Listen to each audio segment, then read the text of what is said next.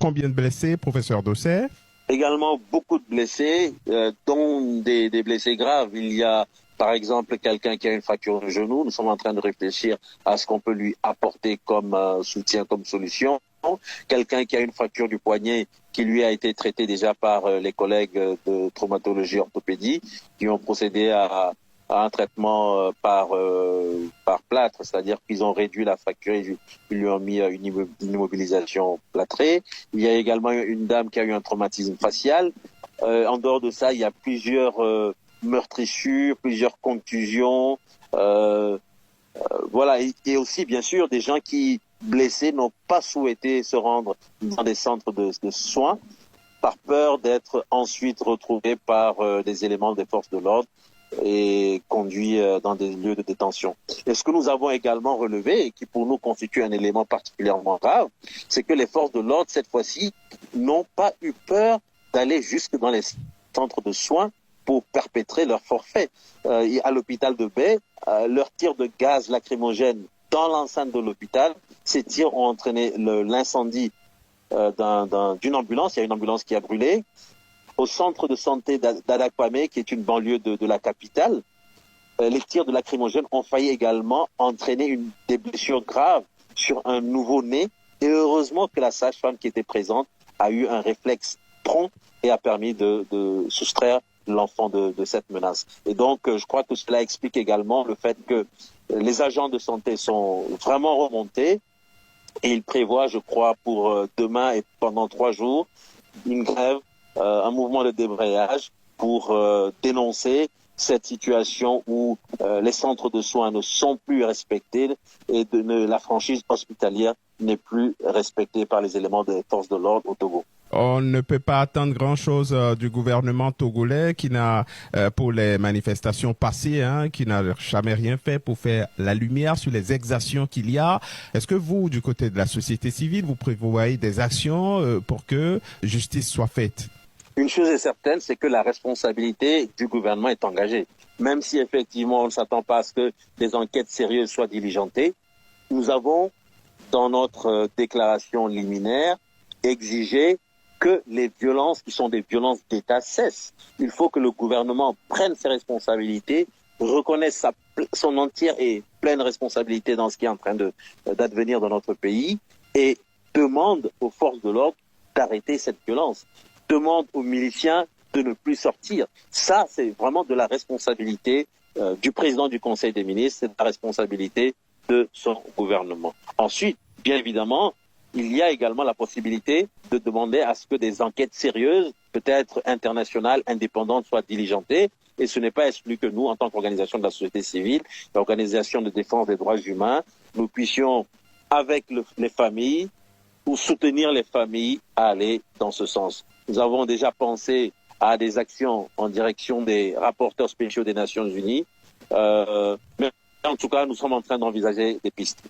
Avec cette violente répression au cours de ces 3 jours de manifestation, est-ce que vous pensez que les jeunes qui sont révoltés, très en colère contre le régime de Faure Gnassingbé sont encore en mesure de sortir manifester, étant donné toutes les pertes en vies humaines que vous venez de dénombrer? Je vous assure que la colère gronde. Et en tant que citoyen du Togo, j'ai peur pour mon pays. Je vous assure que ces jeunes sont prêts à en découdre et cette fois-ci peut-être avec plus de moyens pour pouvoir également riposter. Et je ne souhaite pas qu'il y ait le chaos et c'est pour cela que nous avons estimé qu'il était de la responsabilité du gouvernement de prendre les mesures nécessaires pour faire baisser la tension sociopolitique au Togo.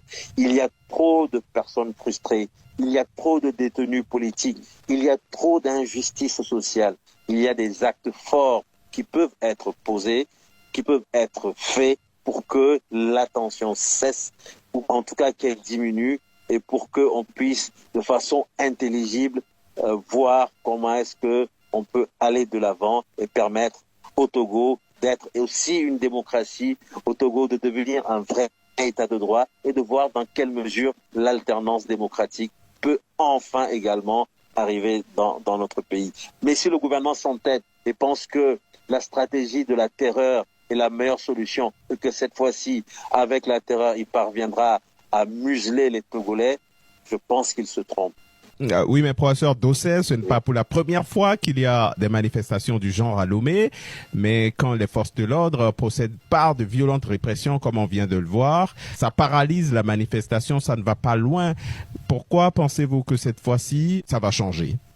Vous savez, nous avons au Togo effectivement connu des périodes extrêmement difficiles, et quand vous faites le décompte macabre des manifestations et surtout de la répression, le Togo dépasse largement des pays comme le Sénégal, comme d'autres pays où, par les manifestations finalement, l'alternance ou le changement est arrivé. Les Togolais ont consenti beaucoup plus de sacrifices, mais effectivement, vous avez raison, on a le sentiment qu'en dépit de ces sacrifices, en dépit de ces morts, les choses ne changent pas.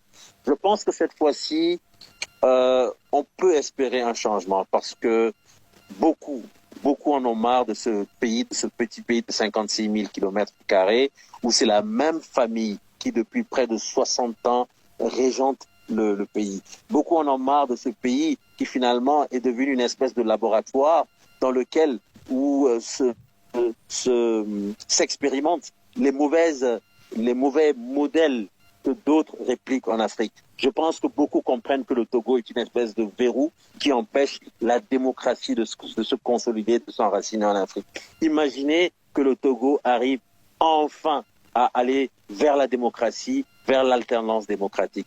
Je suis convaincu que ça va ouvrir la voie à la démocratie dans plusieurs pays. Et donc, il y a quand même ce contexte international qui, d'une certaine manière, peut jouer. C'est vrai qu'actuellement, c'est extrêmement difficile. Mais en dehors de cela, en dehors de ce que je viens de dire, nous avons également l'impression, ou même la certitude, que le système lui-même est fissuré. Parce que le président du Conseil des ministres a été investi depuis le 3 mai. Nous sommes bientôt le 3 juillet, donc ça fait 2 mois qu'il y a eu démission du gouvernement et c'est comme si on n'arrive pas à trouver au sein de ce système un nouveau gouvernement à mettre sur pied. Et puis nous avons vu les sorties récentes de l'ancienne ministre des Armées, Mme Nyakadé, qui a fait 3 sorties pour fustiger le système et dire que ce système ne peut jamais conduire le Togo vers le développement. Donc autant d'éléments qui démontrent que le système lui-même présente des insuffisances et des fissures. Le contexte international en a un peu marre de ce pays qui est un vrai modèle de dictature et qui est une entrave à la consolidation de la démocratie en Afrique. Il nous revient à nous Togolais de mieux nous organiser pour que nous puissions, à travers les manifestations, à travers les stratégies de plaidoyer et à travers d'autres stratégies, trouver les voies et moyens pour mettre définitivement fin à la dictature dans notre pays.